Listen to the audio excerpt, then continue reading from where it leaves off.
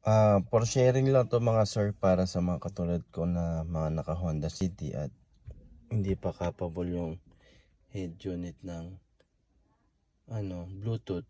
Ang advice ko na pwede nilang gamitin is bumili sila ng ganito, Bluetooth receiver. Kahit anong brand, ganyan siya. Yung merong auxiliary na lagayan. Ang gagawin nyo lang, kailangan nyo ng auxiliary jack. Ayan.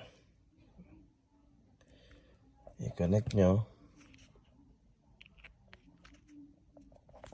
Natin i-connect. Ayan. Then, i-connect nyo siya dun sa may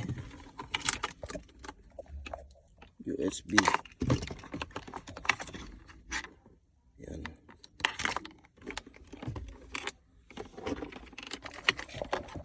Pasensya na, mag-isa ko lang kasi nagbibideo.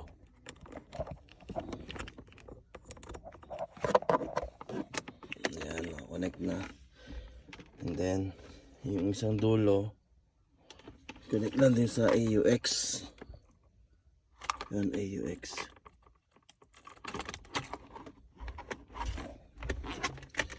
Tapos, tago nyo siya para hindi halata.